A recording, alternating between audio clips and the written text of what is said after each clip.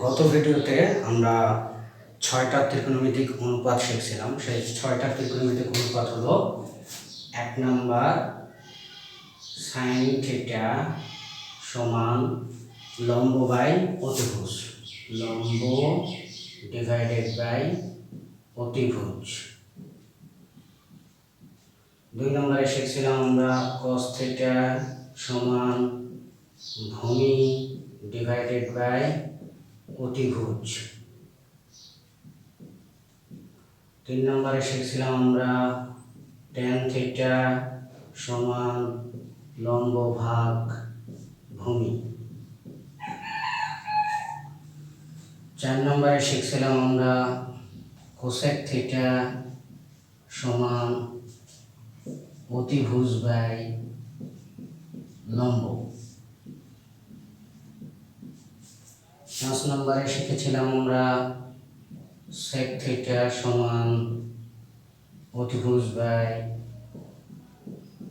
ভূমি। ৬ নম্বরে শিখছিলাম কট থিটা সমান ভূমি ডিভাইডেড বাই লম্ব। এই ৬টা অনুপাত আমরা শিখেছিলাম। এই ৬টা অনুপাত ছিল ত্রিকোণমিতির একদম বেসিক অনুপাত।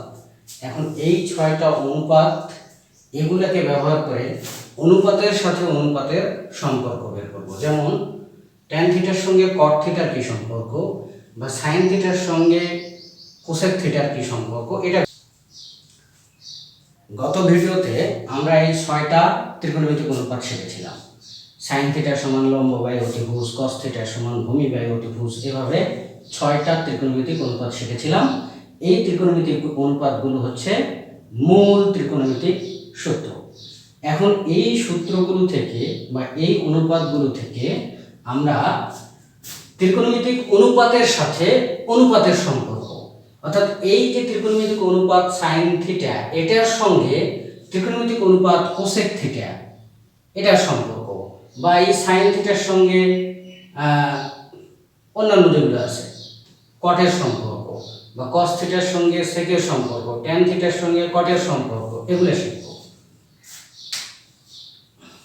তাহলে আজকে আমাদের মূল আলোচ্য বিষয় ত্রিকোণমিতিক অনুপাতের সাথে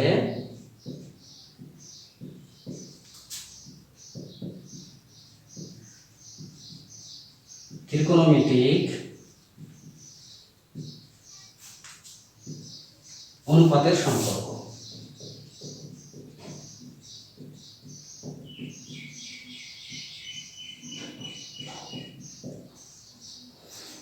এই ত্রিকোণমিতিক অনুপাতগুলো সৃষ্টি হয়েছে বা এই ত্রিকোণমিতিক অনুপাতগুলো আবিষ্কার হয়েছে বাহুর সাথে বাহুর সম্পর্ক, কোণের সাথে বাহুর সম্পর্ক, এগুলোর মাধ্যমে। এখন আমরা শিখতেছি ত্রিকোণমিতিক অনুপাতের সাথে, অর্থাৎ সাইন থিটা একটা অনুপাত, ত্রিকোণমিতিক অনুপাত, এই অনুপাতের সাথে কোসেক থিটা এটা একটা ত্রিকোণমিতিক অনুপাত, এই অনুপাতের সম্পর্ক বা অন্যান্যগুলো আছে এগুলোর সাথে অন্যান্যগুলোর কি সম্পর্ক সেগুলো আমরা শিখব। তো প্রথম ১ নম্বরে আমরা বলতে পারি, এখান থেকে আমরা লিখব সাইন থিটা সমান লম্ব ডিভাইডেড বাই অতিভুজ।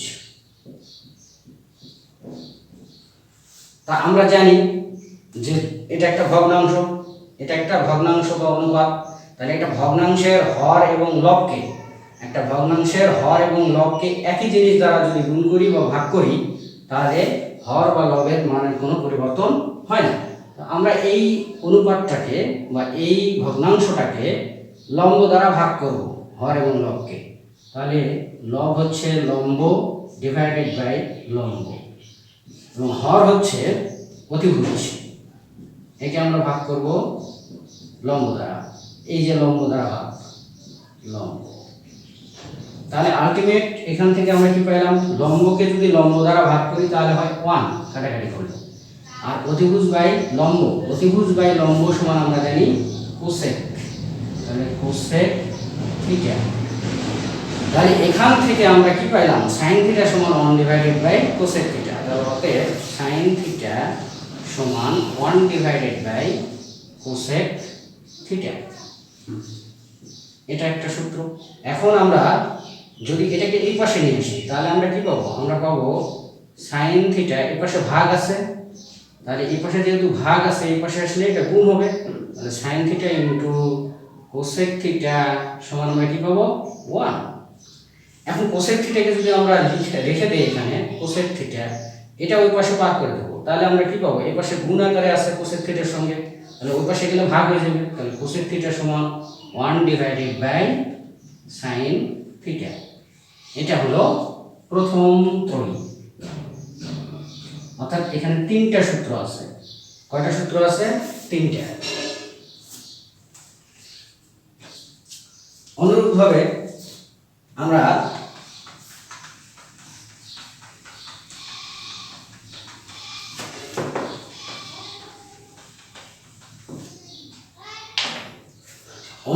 আমরা 2 নম্বরে বলতে পারি cos থিটা সমান, আমরা জানি cos থিটা সমান আমরা কি জানি? ভূমি ডিভাইডেড বাই অতিভুজ। cos থিটা সমান ভূমি ডিভাইডেড বাই অতিভুজ। তাহলে হর এবং লবকে একই জিনিস দ্বারা ভাগ করব। কি দ্বারা ভাগ করব? উপরে মানে লব যেটা আছে সেটা দ্বারা ভাগ করব। তাহলে লব হচ্ছে ভূমি, তাহলে ভূমিকে ভূমি দ্বারা ভাগ, আর হর আছে অতিভুজ, তাহলে অতিভুজ ডিভাইডেড বাই ভূমি দ্বারা ভাগ করছি হর এবং লবকে, ভূমি। তাহলে এটা দেখি, এটা যদি কাটাকাটি করি ভূমি ভূমি কাটাকাটি যাবে, তাহলে ভূমি ভূমি কাটলে হয় 1 ডিভাইডেড বাই, আমরা অতিভুজ বাই ভূমি এটা সমান আমরা কি জানি? অতিভুজ বাই ভূমি সমান আমরা জানি সেক, তাহলে সেক থিটা। তাহলে এখান থেকে আমরা পেলাম cos থিটা সমান 1 ডিভাইডেড বাই সেক থিটা। তাহলে অতএব cos থিটা সমান 1 ডিভাইডেড বাই সেক থিটা। এখান থেকে আমরা কি লিখতে পারি? এখান থেকে আমরা এই যে সেক থিটাকে এই পাশে পার করে আনবো, তাহলে cos theta into sec theta সমান আমরা কি লিখতে পারি? 1। এখন এখান থেকে আবার আরেকটা সূত্র পেতে পারি, সেটা হচ্ছে sec থিটা সমান আমরা কি লিখতে পারি? sec থিটাকে রেখে দিলাম আর cos থিটাকে পার করে দিব ওই পাশে, তো এই পাশে গুণ আকারে আছে, ওই পাশে গেলে কি হবে? ভাগ, তাহলে 1 ডিভাইডেড বাই cos থিটা। এটা হলো দ্বিতীয় ত্রয়ী। ত্রয়ী মানে ট্রিনিটি বা 3, অর্থাৎ তিনটা সূত্র। এখানে তিনটা সূত্র আছে, আগেরটাতে তিনটা ছিল, এখানেও তিনটা আছে।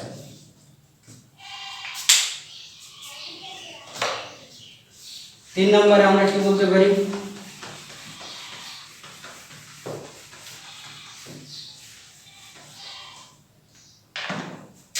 এবার 3 নম্বরে আমরা জানি tan থিটা, তাহলে এখানে আছে tan থিটা সমান লম্ব ডিভাইডেড বাই ভূমি। তাহলে উভয়কে যদি আমরা ভাগ করে দেই ভূমি দ্বারা বা লম্ব দ্বারা, যে কোনো একটা দ্বারা ভাগ করি, তাহলে লম্ব দ্বারা ভাগ করব উপরেরটা দ্বারা, তাহলে লম্ব ডিভাইডেড বাই লম্ব ডিভাইডেড বাই ভূমি বাই লম্ব। এই ক্ষেত্রে আমরা এই ত্রিভুজটাকে ব্যবহার করতে পারি। লম্ব হচ্ছে বিসি ডিভাইডেড বাই লম্ব হচ্ছে বিসি, ভূমি হচ্ছে এবি, লম্ব হচ্ছে বিসি। তাহলে এখানে এবি বিসি কাটলে হয় 1, আর এখানে এবি ডিভাইডেড বাই বিসি অর্থাৎ ভূমি বাই লম্ব সমান আমরা জানি cot, তাহলে এটা লিখতে পারি cot থিটা। তাহলে এখান থেকে কি সূত্র পেলাম আমরা? অর্থাৎ ত্রিকোণমিতিক অনুপাতের সাথে অনুপাতের কি সম্পর্ক পেলাম? ত্রিকোণমিতিক অনুপাতের সাথে অনুপাতের সম্পর্কটা হলো tan থিটা সমান 1 ডিভাইডেড বাই cot থিটা। এখান থেকে আমরা কি করতে পারি? এটা এই পাশে পার করে আনবো, তাহলে হবে tan থিটা, এটা যেহেতু ভাগ আছে এই পাশে আসলে গুণ হবে, tan theta into cot theta সমান 1। আবার এখান থেকে আমরা কি করতে পারি? cot থিটাকে রেখে দেব, tan কে পার করে দেব, তাহলে 1 এখানে গুণ ছিল ওই পাশে এসে ভাগ হবে 1 ডিভাইডেড বাই tan থিটা। এটা তৃতীয় ত্রয়ী, অর্থাৎ তিনটা সূত্র আছে। tan থিটা সমান 1 বাই cot থিটা, cot থিটাকে বার করে নিয়ে আসলাম, tan theta into cot theta সমান 1। এবার cot থিটাকে রেখে tan থিটাকে বার করে দিব, তাহলে এই cot থিটা সমান 1 ডিভাইডেড বাই tan থিটা। কাছাকাছি সূত্র, একদম কাছাকাছি, একটা জানলে আরেকটা হবে পারাপার। এবার 4 নম্বর সূত্রটা দেখি।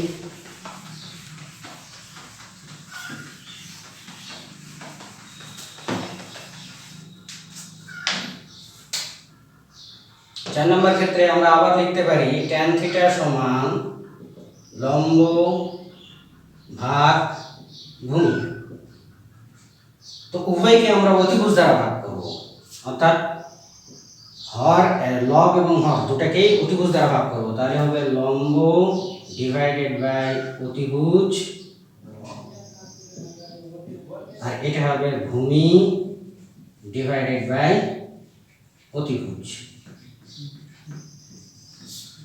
তো আমরা জানি লম্ব বাই অতিভুজ সমান কি? লম্ব বাই অতিভুজ সমান আমরা জানি sin থিটা, মানে sin থিটা, আর ভূমি বাই অতিভুজ সমান আমরা কি জানি?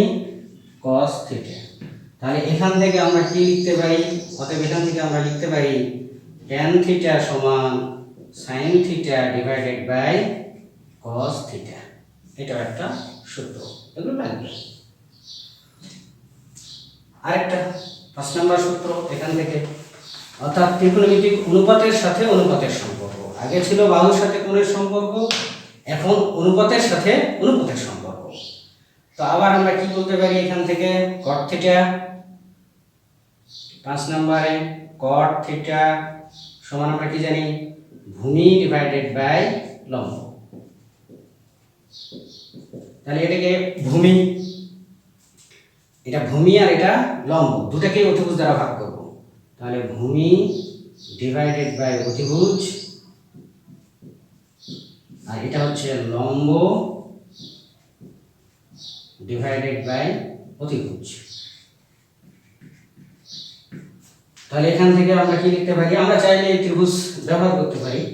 তো ভূমি, ভূমিকে, ভূমি হচ্ছে এবি, অতিভুজ, অতিভুজকে, অতিভুজ হচ্ছে এসি ডিভাইডেড বাই লম্ব বিসি এবং অতিভুজ এসি। তাহলে আমরা কি জানি? আমরা জানি ভূমি বাই অতিভুজ সমান cos থিটা। এই যে ভূমি বাই অতিভুজ, ভূমি বাই অতিভুজ সমান cos থিটা ডিভাইডেড বাই, এখানে আছে লম্ব বাই অতিভুজ, লম্ব বাই অতিভুজ সমান sin থিটা। তাহলে আমরা কি লিখতে পারি? এখান থেকে কি সিদ্ধান্তে আসলাম? এই cot থিটা এই অনুপাতের সঙ্গে সম্পর্ক হচ্ছে sin theta by cos theta by sin theta. আচ্ছা, তাহলে এখানে cot থিটা নামক যে ত্রিকোণমিতিক অনুপাতটা আছে, সেই অনুপাতের সঙ্গে sin থিটা এবং cos থিটার সম্পর্কটা হচ্ছে cos theta divided by sin theta. অতএব cot থিটা